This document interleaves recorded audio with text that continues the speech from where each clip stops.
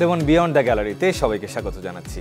দেশ বিদেশের খেলাধুলার সবশেষ খবরের বিশ্লেষণ করতে হাজির হয়েছি প্রতিদিনের মতোই। আজকে আপনাদের সাথে আছি রেদওয়ান হোসেন। দর্শক, এনসিএল টি-20-র প্রথম আসর গতকাল শেষ হয়েছে এবং রংপুর তারা 5 উইকেটের জয়ে চ্যাম্পিয়ন হয়েছে, হারিয়েছে ঢাকা মেট্রোকে। যেই ঢাকা মেট্রো প্রথম পর্বে কোনো ম্যাচই কিন্তু তারা হারেনি, শেষ পর্যন্ত রংপুর চ্যাম্পিয়ন হয়েছে। একটা দলগত পারফরমেন্স আমরা দেখেছি এবং পাশাপাশি লো স্কোরিং ম্যাচ হয়েছে। প্লে অফের সবগুলো ম্যাচ থেকে শুরু করে শেষ পর্যন্ত ফাইনালও আমরা একেবারে লো স্কোরিং ম্যাচ দেখেছি এবং শুরুর যেই 4 ছক্কার যে ফুলঝুরি ছিল এনসিএল টি-20-তে সেটা কিন্তু শেষ পর্যন্ত এসে আর সেটা হয়নি। আমরা ওভারঅল এই টুর্নামেন্ট নিয়ে আলোচনা করব, এখান থেকে প্রাপ্তিটা কী হলো বাংলাদেশ ক্রিকেটের সেই বিষয়গুলো নিয়ে আলোচনা করব। আমাদের সাথে সেই আলোচনায় আছেন জাতীয় দলের সাবেক ক্রিকেটার এবং পাশাপাশি আইসিসি আম্পায়ার সাথীরা জাকির জেসি। জেসি, আপনাকে অসংখ্য স্বাগত এবং ধন্যবাদ আমাদের এই আজকের অনুষ্ঠানে যোগ দেওয়ার জন্য। তবে তার আগে জানিয়ে দিতে চাই দেশ বিদেশের খেলাধুলার সবশেষ খবরের বিশ্লেষণ। দর্শক, মূল আলোচনায় ফিরব, সেই আলোচনায় আপনারাও যুক্ত হতে পারেন স্ক্রিনের দেখানো নাম্বারে ফোন দিয়ে। জেসি, যেটা বলছিলাম যে ওভারঅল এই টুর্নামেন্টটা কেমন গেল, প্রথমবারের মতো হলো এবং পাশাপাশি একেবারে বিপিএল-এর আগ দিয়ে একটা ভালো প্রস্তুতির মঞ্চ হলো কিনা বিপিএল-এর জন্য? অবশ্যই খুবই পারফেক্ট একটা টাইমে এনসিএল টি-20টা হয়েছে, যেটার জন্য আমি বলবো শুরুতেই অনেকগুলো প্লেয়ার খেলার সুযোগ পেয়েছে। আপনি যদি দেখেন এই 8টা টিমে অলমোস্ট প্রায় 100 জনের মতো প্লেয়ার অন অ্যান্ড অফ ঘুরিয়ে ফিরে খেলার সুযোগ পেয়েছে। সেটা একটা বড় মঞ্চ বাংলাদেশি প্লেয়ারদের জন্য। বিপিএলের আগে খুব ভালো একটা প্রস্তুতি, যেমন সেরকম একটা কনফিডেন্সেরও ব্যাপার আছে যে অলমোস্ট বিপিএলের মতো সব কিছু হয়েছে। শুধুমাত্র আপনি যদি দেখেন ন্যাশনাল প্লেয়াররা নেই এবং ইন্টারন্যাশনাল যদি বলি যে বাইরের ফরেন প্লেয়াররা ছাড়া খুব ভালো একটা প্রিপারেশন, খুব দারুণ দারুণ ইনিংস আমরা সেখানে দেখেছি। শুরুর দিকে সেঞ্চুরি দেখেছি, খুব ঝড়ো ইনিংস আমরা দেখেছি। অনেক নতুন প্লেয়ার, যেমন জিসানের কথা বলতে হয়, এছাড়া আরও অনেকেই খুব ভালো ক্রিকেট খেলেছে। সেই ক্রিকেটটা আমরা হয়তো বা বিপিএলে সুযোগ পায় না অনেকে। আমাদের যদি জিসানের কথা বলেন, আপনি হয়তোবা এবার খুব ভালো সুযোগ পাবে যখন আপনার ন্যাশনাল টিমের প্লেয়াররা থাকে আবার ফরেন প্লেয়াররা থাকে। সেখানে একটা ইয়াং প্লেয়ারকে ওই টপ অর্ডারের সুযোগও হয়তোবা দিতে চায় না দলগুলো। এই খেলা থেকে প্রমাণ করার আসলে সুযোগটা তারা পান না। এটাই, এই খেলায় যেটা হয়েছে যে তারা প্রমাণ করার সুযোগ পেয়েছে এবং আমার বিশ্বাস যে এই যারা যেই দলগুলোতে বিপিএল খেলবেন সব মালিকদের চোখ কিন্তু ছিল এই এনসিএল-এ যে কে কেমন খেলছে, কে কেমন ব্যাটিং করছে। অনেকে হয়তো ব্যাটিং অর্ডার সাজিয়ে ফেলেছেন, হয়তোবা অনেকে প্লেইং 11 সাজিয়ে ফেলেছেন এই এনসিএলটা দেখে। এক্স্যাক্টলি, এবং অনেকে হয়তোবা পরিবর্তন এনেছেন এই এনসিএল দেখি। কালকের খেলার প্রসঙ্গে একটু যেতে চাই। ফাইনালটা একেবারে ফাইনালের মতো হয়নি। 62 রান একেবারে টি-20-তে একদমই বেমানানি বলা যায়। এর পেছনে আমরা আলোচনা করছিলাম আসলে দীর্ঘ সময় ধরেই যে প্রপার রেস্ট পায়নি উইকেটটা, এবং যেহেতু একই ভেন্যুতে দুটোই ভেন্যু ছিল, ক্রিকেটের পাশাপাশি দুটো ভেন্যুতে এখানেই খেলা হচ্ছে, তার পাশাপাশি আপনার কাছে কি মনে হয় যে ক্রিকেটারদেরও আসলে ফ্যাটিক কাজ করেছে না? কারণ তারাও কিন্তু রেস্টলেস ছিলেন। না, আমার কাছে মনে হয় যে একটা বাজে দিন ক্রিকেটে অনেক সময় যায়, একটা বাজে দিন। হ্যাঁ, উইকেটের একটা ব্যাপার ডেফিনেটলি বলতে হবে, কারণ এই উইকেটটা অনেক দিন ধরে খেলা হচ্ছে। আয়ারল্যান্ড মেয়েদের টিম, আয়ারল্যান্ড বাংলাদেশের খেলা শেষ হওয়ার সাথে সাথে কিন্তু এনসিএলটা শুরু হয়েছে এবং আপনি যদি দেখেন একটা লম্বা সময় খেলা হয়েছে, যদিও 2টা ভেন্যুতে, তারপরও একটা ভেন্যুর উপর বা 2টা ভেন্যুর উপর অনেক বেশি প্রেশার পড়ে যায়। But end of the day আমি বলবো যে প্লেয়ারদেরও হয়তো বা একটা ফ্যাটিক কাজ করেছে বা দিনটা খুব একটা ভালো যায়নি। বোলাররা খুব বেশি সুবিধা পেয়েছে উইকেট কন্ডিশনে, সেটা বলবো।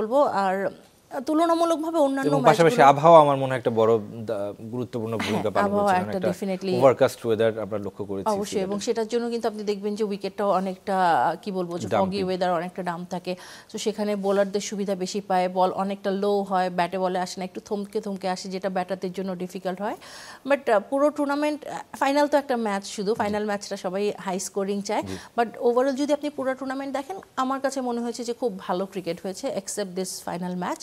বাট রেজাল্ট, এবং আমরা প্লে অফের সবগুলো ম্যাচে আমি যেটা বলছিলাম যে 146 হচ্ছে সর্বোচ্চ রান, যে 4টা মানে ম্যাচ হয়েছে, ইনিংস হচ্ছে 146 সবচেয়ে বেশি, এবং সেটাও ডিফেন্ড হয়নি শেষ পর্যন্ত। না, এই যে যেটা বললাম যে প্রথমত তো ধরেন উইকেটের একটা ব্যাপার আছে, তারপরও আমি বলবো তুলনামূলকভাবে সিলেটের উইকেট বেশ ভালো, অনেক রান হয়।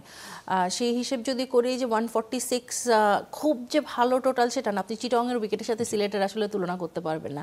সেটা যদি চিটাগংয়ে হতো, চিটাগংয়ে যদি 2টো মাঠ থাকতো, হয়তো বা চিটাগংয়েও আসতে পারতো। সেই ক্ষেত্রে হয়তো বা চিটাগংয়ে 180+ আমরা ম্যাচ দেখতে পারতাম। ইটস ওকে, অ্যাটলিস্ট বাংলাদেশিদের জন্য শুরু আমি যদি বলি যে এই ধরনের কম্পিটিটিভ ক্রিকেট বেশ ভালো যেটা হয়েছে, প্রথমত এই ক্রিকেটটা সবাই দেখতে পেরেছে। বাংলাদেশের সবাই দেখতে পেরেছে, লাইভ দেখতে পেরেছে। টিভি আম্পায়ার এখানে ইনক্লুড ছিল, যে অ্যাটলিস্ট লাইন কলগুলো ডিআরএস প্রপার না থাকলেও টিভি আম্পায়ারিং লাইন কলগুলো কিন্তু সেগুলো নিতে পেরেছে এবং খুব ভালো ভালো ডিসিশন আমি দেখেছি। অ্যাজ এ আম্পায়ার আমি যদি বলি যে আম্পায়ারিং পার্সপেক্টিভে টিভি আম্পায়ার ইনক্লুড করাটা একটা বড় ব্যাপার, টেলিভিশনে লাইভ দেখানো এটা আর একটা বড় ব্যাপার। এবং সবাই এক বিপিএল ছাড়া যে অন্য টি20 ক্রিকেটে কে ভালো করছে কে ভালো করছে না, সবার একটা পারফরমেন্স করার তাগিদও থাকে, সেটা দেখতে পেরেছে। অনেক কিছু একসাথে হয়েছে, উইকেট কন্ডিশন একটু অন অ্যান্ড অফ ভালো মন্দ থাকলেও এমনও হতে পারে যে বোলাররা খুব ভালো বোলিং করেছে, যার কারণে ব্যাটারদের সেই সুযোগটাও হয়তো বা দেয়নি। জি, আপনি আম্পায়ারিংয়ের কথা বলছিলেন, আমরা একটা বাংলাদেশের আম্পায়ারিং পেস বোলারদের সাথে সাথে বাংলাদেশের আম্পায়ারিংয়েও একটা মোটামুটি বিপ্লবী বলা যায়। শরফুদ্দৌলা ইবনে সৈকত আমরা কথা বলছিলাম যে তিনি সিডনি টেস্টের অনফিল্ড আম্পায়ার থাকবেন এবং এই বক্সিং ডে টেস্টেও তাকে আম্পায়ার হিসেবে হয়তো বা টিভি আম্পায়ার হিসেবে দেখা যাবে। আপনি নিজে আম্পায়ারিং করছেন ইন্টারন্যাশনাল ম্যাচগুলোতে, মুকুল ভাই আছেন, সেটা আসলে কতটুকু মানে ক্রিকেটটার সাথে যুক্ত থেকে না খেলেও আপনি রিপ্রেজেন্টেটিভ হিসেবে কাজ করছেন বাংলাদেশকে, সেটা কেমন লাগে এবং সামনের সূচিটা কি, ব্যস্ত সূচিটা কি আপনার একটু জানতে চাই। কি সাথে দারুণ একটা অনুভূতি। ক্রিকেট ছাড়ার পরে একটা বারের জন্য মনে হয় না যে আমি ক্রিকেট খেলছি না, বরঞ্চ মনে হচ্ছে আরও বেশি আগের থেকে ইনভলভ। আগে খেললে হয়তো আমার ব্যাটিং আমার বোলিং করেই শেষ হয়ে যেত, বাট এখন যেটা হচ্ছে প্রত্যেকটা বলে বলে আমি ইনভলভ থাকছি। মাঠের মধ্যে যেই কি বলবো, খেলার যেই আনন্দটা, যে উদ্বেগটা, জেতা হারার যেই প্রেশারটা, সেই প্রেশারটা ফিল করতে পারি। আমাদের তো দিন শেষে এই আনন্দটাই দরকার। এত কষ্ট করে মানুষ কেন ক্রিকেট খেলে? ভালোবাসার জন্য ক্রিকেট খেলে, ভালো লাগার জন্য। সো সেই ফিলটা আমি সবসময়ই পাই। এবং আম্পায়ারিং তো ডেফিনেটলি বলতে হবে, বাংলাদেশের আম্পায়ারিং এখন আমরা স্বর্ণযুগে আছি, যে এত ভালো আমরা হয়তো কেউ চিন্তাই করতে পারিনি এত ভালো কেউ করতে পারবে। ডেফিনেটলি সৈকত ভাই, এই টেস্টটা শেষ হলে 198টা ইন্টারন্যাশনাল ম্যাচ হবে। আশা করছি যে যখন 200তম হবে আমরা বড়ভাবে সেলিব্রেট করতে পারবো। হ্যাঁ, এবং মুকুল ভাই, গাজী ভাই, তানভীর ভাই, সুমন ভাই সবাই ভালো করছে। ইভেন আমাদের মেয়েদের কথাও যদি বলি, লাস্ট বাংলাদেশ আয়ারল্যান্ড সিরিজে ওয়ার্ল্ডে আফটার ওয়ার্ল্ড কাপ বা এশিয়া কাপ ছাড়া যে কোনো দেশের জন্য প্রথম এটা ছিল ইতিহাস যে টি20তে সব নারী পিসিটি। আমাদের ম্যাচ রেফারি নারী ছিল, আমাদের আম্পায়ার বিদেশি তিনি নারী ছিল, এবং বাকি আমরা যারা ছিলাম সবাই কিন্তু নারী আম্পায়ারের যুগে আমরা ঢুকে গেছি। এবং এটা একটা বড় চ্যালেঞ্জ ছিল বাংলাদেশের জন্য, আমাদের জন্য, যেন আমরা ভালো করতে পারি। এবং আমার কাছে মনে হয় যে আমরা খুব ভালোভাবে এই চ্যালেঞ্জটা উঠেছি, এবং সেটা নিয়ে আইসিসিও বেশ প্রশংসা করেছে যে বাংলাদেশ এমন একটা সাহসিকতা পরিচয় দিয়েছে। এবং আমার মনে হয় যে আমরা সবাই মিলে এটাকে মানে ভালো একটা নিঃসন্দেহে দারুণ একটা ব্যাপার বাংলাদেশের জন্য, পাশাপাশি নারীদের ক্রিকেটের অগ্রযাত্রায়। একটু আবারও ম্যাচে ফিরতে চাই, আমরা টুর্নামেন্টে ফিরতে চাই। ইনফ্যাক্ট এনসিএল এ সর্বোচ্চ যদি রান সংগ্রাহক দিয়েই শুরু করি, নাইম শেখ, তিনি 316 রান করেছেন। যদিও তিনি কালকে 0 রানে আউট হয়েছেন, তারপরও সবচেয়ে বেশি রান তার। এবং আমরা বিভিন্ন সময় বিসিএল বলুন কিংবা ঢাকা প্রিমিয়ার লিগ বলুন, তাকে হাইয়েস্ট রান গেটার হিসেবে এর আগেও দেখেছি। নাইম শেখের তিনি অনেকটা অনিয়মিত আসলে জাতীয় দলে। তিনি যতটা ভালো পারফর্ম করে থাকেন ঘরোয়া ক্রিকেটে, তার কাছ থেকে আমরা ইন্টারন্যাশনাল ক্রিকেটে বা জাতীয় দলের জার্সিতে সেটা লক্ষ্য করি না কেন? দেখেন, নাইম শেখ আমি বলবো যে তামিম ইকবাল তিনি সরে যাওয়ার পর থেকে রেগুলার অনেক দিন সুযোগ পেয়েছেন। সেই ওয়ার্ল্ড কাপ থেকে শুরু করে অন অ্যান্ড অফ অনেক দিন সুযোগ পেয়েছেন। খুব বেশি হয়তো আমার মনে হয় যে কাজে লাগাতে পারেননি। রান যে তিনি করেননি তা না, বাট আমার মনে হয় তার প্রবলেম যেটা ছিল যে স্ট্রাইক রেট নিয়ে সবাই একটু কথা বলতেন, যে তিনি এন্ড অফ দ্য ডে দেখা গেল 30-40 রান করছেন, বাট স্ট্রাইক রেটটা টি20 হিসেবে বেশ কম ছিল। সেই জায়গাটায় হয়তো বা একটু পিছিয়ে গেছেন, এবং তারপরে সেই রানের ধারাটাও খুব বেশি অব্যাহত ছিল না। তো এই ক্ষেত্রে আমি বলবো যে অনেক একটু ব্যাড লাক বলতে হবে, যে যেমনটা ঘরোয়া ক্রিকেটে হয়তো খুব প্রেশারলেস তিনি ব্যাটিং করেন, এবং ইন্টারন্যাশনাল ক্রিকেটে একটা প্রেশার থাকে আপনি জানেন, সেই প্রেশারটা নিতে গিয়ে হয়তো বা একটু স্ট্রাইক রেটটা কমে যায় বা খুব ভালো করতে পারেন না। বাট আমি প্রথম পজিশনে তো নাইম শেখ আছে, বাট আমি জিসানের কথা বলতে চাই। নাইম শেখ কিন্তু 2 নম্বরেই কিন্তু জিসান, এবং সিলেট তারা প্লে অফ খেলতে পারেনি, তারপরও স্ট্রাইক রেট 150+। অবশ্যই, এবং নাইম শেখ 10টা ম্যাচ খেলে হাইয়েস্ট রান, এবং 7টা ম্যাচ খেলেই কিন্তু হচ্ছে জিসান 2 নম্বরে রয়েছে। এবং জিসানের বেশ কিছু ইনিংস আমরা দেখেছি যে এত দারুণ খেলেছে, যেটা সবার চোখে লাগার মতো। এন্ড অফ দ্য ডে আপনি হয়তো বা টুর্নামেন্টের সর্বোচ্চ রান করতে পারেননি, দ্বিতীয় সর্বোচ্চ রান করেছেন, বাট আপনার ওই 1-2 ইনিংস সবার চোখে লেগে থাকবে। যেভাবে তিনি ওভার বাউন্ডারি হাঁকিয়েছেন, যেভাবে তিনি বাউন্ডারি মেরেছেন, তিনি এটা দেখিয়েছেন। তার যে চমক আমরা লক্ষ্য করি, ক্রস ব্যাটে দুর্দান্ত, অলরেডি প্রমাণ করেছেন যে তিনি আসলে এই জায়গাটা ডিজার্ভ করেন। অনেক দিন ধরে কিন্তু আপনি একটা নাম শুনবেন, জিসান জিসান জিসান, শুধু সেটা টি20তে না, আপনি যদি ওয়ানডেও দেখেন প্রিমিয়ার লিগেও জিসান খুব ভালো ভালো কিছু ইনিংস খেলেছেন এবং আমি পার্সোনালি অনূর্ধ্ব 19 দলেও হ্যাঁ আমি পার্সোনালি সেখান থেকেই জিসানকে চিনি আন্ডার 19-এ যখন আমি তাদের এজ গ্রুপের ম্যাচগুলো আম্পায়ারিং করতে গেছি সেখান থেকে আমি জিসানকে দেখেছি, আমি জুনিয়র তামিমকে দেখেছি, আমি আন্ডার 19-এর ক্যাপ্টেন তার কথা বলছি তাকেও দেখেছি যে বেশ কিছু ট্যালেন্ট আছে বাংলাদেশে যে তারা যখন সুযোগ পাবে তারা কিন্তু খুব ভালো করবে। সো মনে হয় যে জিসানের সুযোগ খুব তাড়াতাড়ি বিপিএলে যদি ভালো কিছু করে আপনি জানেন না এবং অবশ্যই জিসানের দিয়ে কিন্তু স্পটলাইটটা থাকবে যে বিপিএল এ কেমন তিনি করতে পারেন। যদি বোলারদের প্রসঙ্গে আসি 19 উইকেট নিয়ে আলাউদ্দিন বাবু, আমরা একটু আগেই বলছিলাম যে মাশরাফি বিন মুর্তজার সাথে তাকে আমরা খেলতে দেখেছি এবং তিনিও নিয়মিত ঘরোয়া লিগের পারফর্মার, তবে তিনি কখনোই জাতীয় দলে সুযোগ পাননি। সেটার কারণটা কি হতে পারে? আসলে উইকেট এর পেছনে দায়ী কিনা, কিংবা আপনার কাছে কি মনে হয়? দেখেন টি-20-তে ডেফিনেটলি একজন হাইয়েস্ট উইকেট পেয়েছেন তাকে তো অবশ্যই সাধুবাদ দিতে হবে যে তিনি যার সাথেই খেলুন না কেন তিনি এই বয়সে এসেও এখনও হাইয়েস্ট উইকেট টেকার হয়েছেন। সেটার অর্থ হচ্ছে এক তো আমার কাছে এটা সবসময় মনে হয় যে যত বেশি অভিজ্ঞ হবে তত বেশি বুদ্ধি দিয়ে বোলিং করতে পারবেন এবং টি-20-তে তিনি যদি দেখেন অলমোস্ট সব প্লেয়ারদেরকে চিনেন যে কোথায় বল করলে কার উইকনেসটা কোথায়, সেভাবে তিনি ডেফিনেটলি উইকেট নিয়েছেন এবং অবশ্যই খুব ভালো বল করেছেন। ফাইনালেও 3টা তিনি উইকেট নিয়েছেন। মুগ্ধর কথাও বলতে হয়, মুগ্ধ দারুণ বোলিং করেছেন।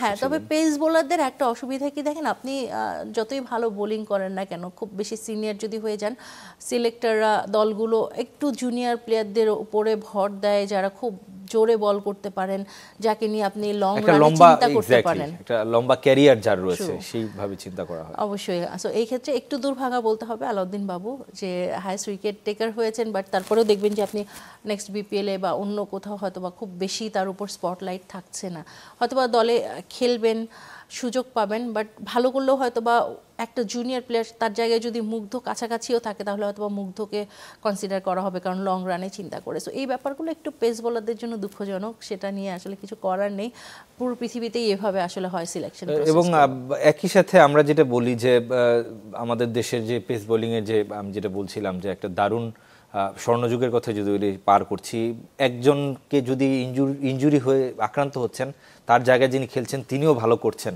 আমরা সেটা এই ওয়েস্ট ইন্ডিজের বিপক্ষেও লক্ষ্য করেছি এবং একটা দীর্ঘ সময় ধরে গত 2-3 বছর ধরে আসলে আমরা পেস বোলিংয়ে একটা দারুণ একটা প্যাক অফ পেস বোলিং আমরা পেয়েছি। সেই জায়গাটা থেকে আমরা এনসিএলেও লক্ষ্য করলাম যে যারা নাকি টপ উইকেট টেকার তাদের অধিকাংশই আসলে পেস বোলার। আমি আলাউদ্দিন বাবুর কথা বলছি, মুগ্ধ আছেন, রনি আছেন। সেটা আসলে কতটুকু বাংলাদেশের ক্রিকেটের জন্য কতটুকু মানে ইম্প্যাক্ট করছে এবং পাশাপাশি একই সাথে স্পিনাররা একটা সময় যে রাজত্ব করতো বাংলাদেশে তারাও কিছুটা প্রেশার কিংবা চ্যালেঞ্জের মুখে পড়ছে কিনা এবং সে মানের স্পিনাররাও বের হয়ে আসতে পারছে কিনা এই চাপে? দেখেন, প্রথমত দুটো ব্যাপার আছে, পেস বোলাররা ভালো করছে, স্পিনাররা খারাপ করছে তা না। আগে উইকেটগুলো অনেক বেশি স্পিন বান্ধব হতো, আপনি ঘরোয়া ক্রিকেটের সব স্পিন উইকেট যদি দেখেন স্পিন বান্ধব হতো। এখন উইকেটগুলো অনেক ডেভেলপ হচ্ছে, আমি শুধু মিরপুরের উইকেট বাদে আমি সব উইকেট বলতে চাই যে এখন পেস বান্ধব অনেক উইকেট আছে যেটা পেস বোলারদের সহায়তা করছে এবং আগের থেকে অনেক ক্রিকেট বেড়েছে। পেস বোলাররা আপনি এজ গ্রুপ যদি বলেন 16-18 থেকে তারা খুব বেশি ফিটনেসের উপর কাজ করছেন এবং আগে থেকে অনেক জোরে বোলিং করছেন, ইনজুরিতে হয়তো বা কম পড়ছেন এবং প্রচুর পেস বোলার আমরা পাচ্ছি এবং লাস্ট অনেক দিন ধরে আমাদের কিন্তু পেস বোলিং কোচও খুব নাম করা অনেকেই পেস বোলিং কোচ এসছে। সো এই জায়গাটা আমরা সবসময় পিছিয়ে ছিলাম বাংলাদেশের পেস বোলিংয়ে, সেই জায়গাটা লাস্ট 2-3 বছর ডেফিনেটলি বলতে হবে যে ওয়ার্ল্ডে আমাদের বাংলাদেশের সেরা সেরা অনেক পেসার সেখানে এসছেন, মুস্তাফিজ তাসকিন থেকে শুরু করে মাশরাফির পরে অনেক বড় বড় পেস বোলার আমরা হয়তো বা ইন ফিউচার দেখতে পারবো, হাসান মাহমুদ, তানজিব সাকিব, আপনি সবাইকে কারো থেকে কাউকে আমরা কিন্তু কমিয়ে রাখতে পারবো না। স্পিনাররা যেটা হয় যে আগের মতো সেই উইকেটগুলো হয়তো পাচ্ছেন না যেখানে ঘরোয়া ক্রিকেটে খুব বেশি সুবিধা করতে পারবেন। যদি কোনো স্পিনারের ন্যাচারালি খুব বেশি ট্যালেন্ট না থাকে তাহলে উইকেটের কন্ডিশন হেল্প ছাড়া হয়তোবা খুব ভালো করতে পারছেন না, সেটাই আমার কাছে এখনও মনে হয়। বাট স্টিল আমি মনে করি যে বাংলাদেশে অনেক ভালো ভালো স্পিনার রয়েছে, বাট একটা সময় স্পিনাররা বাংলাদেশ টিমে ডমিনেট করতো, এখন পেস বোলাররা করে, সেটা ডেফিনেটলি ভালো। এবং অবশ্যই যেহেতু আসলে আগের ক্রিকেটটাও একরকম নেই, এখনটাও অনেক বদলে গেছে এবং পেস বোলাররা ওয়ার্ল্ড ওয়াইডে আসলে ডমিনেট করছে, সেই বিষয়টাও আমাদের একটু দেখার বিষয় রয়েছে এবং সেই জায়গায় সেই পথে হয়তো বাংলাদেশ সঠিক পথে আছে। আমাদের ছোট্ট একটা বিরতি সময় হয়ে গেল ক্লেমন বিয়ন্ড দ্য গ্যালারিতে, কিছুক্ষণের মধ্যে ফিরছি দর্শক। আমরা আলোচনা করছি এনসিএল নিয়ে। জেসি, আমরা টপ বোলার টপ ব্যাটারদের কথা বললাম।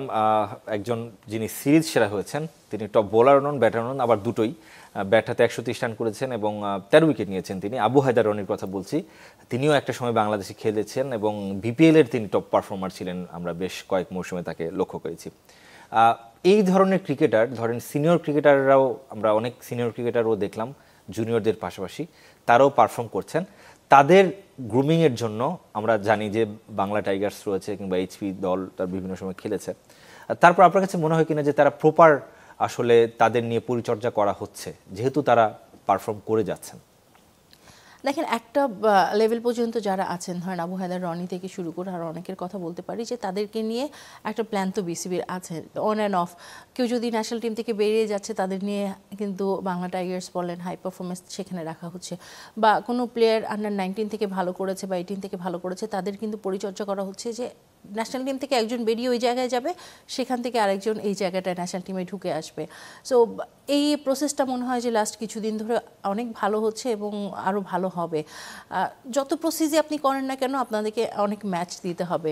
যেটা আমি সবথেকে বড় সাধুবাদ দিচ্ছি যে এই এনসিএলটা এরকম যদি প্রতি বছরই হয়, এবার তো শুরু প্রতি বছর এরকম, এবং এটা সব ক্রিকেটার সবারই চাওয়া ছিল যে একটু বড় পরিসর, যেহেতু অনেকটা তড়িঘড়ি করে শেষ করতে হচ্ছে, সবারই কিন্তু সময় নিয়ে যেন হয়।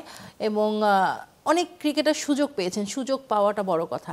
আপনি এই ক্রিকেটারই দেখেন না, যখন বিপিএল আসবে তখন ন্যাশনাল টিম এবং ফরেন প্লেয়ারদের মাঝে হয়তো অনেকে খুব ভালোভাবে সুযোগও পাবে না, হয়তো বা একটা দুটো ম্যাচ সুযোগ দিবে, ভালো না করলে আবার বসিয়ে অন্য প্লেয়ারদেরকে সুযোগ দিবে। কারণ যারা অলরেডি প্রুভেন, যারা ন্যাশনাল টিমে খেলেছেন বা ন্যাশনাল টিমের এক্স প্লেয়ার, যাদের নামের ভারে অনেক বড় প্লেয়ার, তাদেরকে ডেফিনেটলি আগে সুযোগ দেওয়া হবে। সো এই জায়গায় নতুন প্লেয়ারদের অনেক হয়তো বা ঘাটতি পড়ে যায়। বাট এনসিএল ধরনের এরকম যদি প্রতি বছরই হয় একটা সময় নিয়ে, তাহলে এখান থেকে অ্যাটলিস্ট ক্রিকেট বোর্ড চিন্তা করবেন যে আমার এই প্লেয়ারটা অলমোস্ট রেডি, বা তাকে নিয়ে আমি বাংলা ট্র্যাকে বা আমি ইয়েকে হাই পারফরমেন্সে দিয়ে দিতে পারি। সো এই জিনিসগুলো আমার মনে হয় যে ধীরে ধীরে অনেক ভালো প্ল্যানিং হচ্ছে এবং বাংলাদেশের ক্রিকেট এগিয়ে যাচ্ছে আমি বলবো। আপনি বলছিলেন যে বেশি ম্যাচ কিংবা টুর্নামেন্টের কথা ঘরোয়া ক্রিকেটে, সেই জায়গাটাতে একটার জায়গায় বড় ঘাটতি আপনার কাছে মনে করেন কিনা? যেমন ভেন্যুর কথাই আমরা বলছিলাম যে খুব বেশি প্রেশার পড়ে গেছে শেষ পর্যন্ত এই দুই ভেন্যুতে, এবং আমাদের ভেন্যুগুলো আমরা আসলে ঢাকা, চট্টগ্রাম, সিলেটের বাইরে আমরা চিন্তাও করতে পারছি না। খুলনা শেখ আবু নাসির স্টেডিয়ামে একটা সময় নিয়মিত টেস্ট খেলা আমরা লক্ষ্য করেছি, সেই স্টেডিয়ামটাও অনেকটাই এখন একেবারে পরিত্যক্তই বলা যায়, একেবারে বেহাল অবস্থা সেই স্টেডিয়ামের। স্টেডিয়াম বাড়ানোটা খুব ইম্পর্টেন্ট কিনা একই সাথে, কারণ আমরা বিপিএলেও দেখি যে যাদের খেলা হয়, যে ফ্র্যাঞ্চাইজির খেলা হয়, নামের পাশে যখন খুলনা থাকে কিংবা সিলেট থাকে, সেই খেলাটা যখন সিলেটে হচ্ছে তখন অনেক বেশি দর্শকপ্রিয়তা পাচ্ছে ওই ম্যাচটা। সেটার ইম্পর্টেন্সটা কতটুকু? সেটা দেখেন, প্রত্যেকটা ডিভিশনে একটা করে ডিভিশন স্টেডিয়াম আছে, বাট আপনি যদি অন্যান্য সুযোগ সুবিধার কথা বলেন, কারণ এই ম্যাচগুলো প্রত্যেকটা টেলিভিশনে যখন দেখা হয় তখন তাদের সেখানে হোটেলের একটা ব্যাপার, ক্রিকেটাররা যখন খেলতে যায়, ক্রিকেটাররা যখন যায় তাদের ট্রান্সপোর্টের একটা ব্যাপার আছে। সব জায়গায় হয়তো বা ফ্লাইটের সুযোগ সুবিধা নেই বা সেরকম 5 স্টার হোটেল নেই, সেই সুযোগ সুবিধাগুলো না হওয়াতে হয়তো বা, এবং উইকেটও আপনি যদি বলেন যে আপনি কয়টা ভেন্যুতে আসলে ইন্টারন্যাশনাল কিউরেটর দিবেন, সবগুলো ভেন্যুতে কিন্তু আপনার সেই লেভেলের কিউরেটর আপনি দিতেও পারবেন না যেখানে ইন্টারন্যাশনাল লেভেলের মাঠ বানাবে। আবার স্টেডিয়ামের একটা ব্যাপার আছে, সিকিউরিটির কিছু ব্যাপার আছে, এগুলো মনে করে আমার কাছে মনে হয় তারপরে স্টিল বেটার সিলেটে দুটো ভেন্যু আছে, চিটাগংয়ে আছে, ঢাকায় আছে, রাজশাহীতে মোটামুটি আছে, খুলনায়ও মোটামুটি আছে। যেখানে আমি রাজশাহীর কথা বলি, রাজশাহীতে দুটো ভেন্যুতে মেয়েদের এনসিএল, এখন বিসিএল চলছে, প্রথমবারের মতো 3 দিনের ম্যাচ।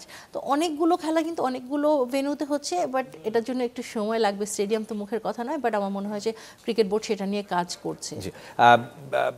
সময় একদম শেষের দিকে, বিপিএলটা তুলনামূলকভাবে আগের টুর্নামেন্টগুলোর তুলনায় এবার অন্তত লোকাল ক্রিকেটারদের ক্ষেত্রে আপনার কাছে মনে হয় কিনা যে একটু বেটার হবে, যেহেতু এনসিএল তারা নিজেদেরকে সেই সুযোগটা তারা পেয়েছে?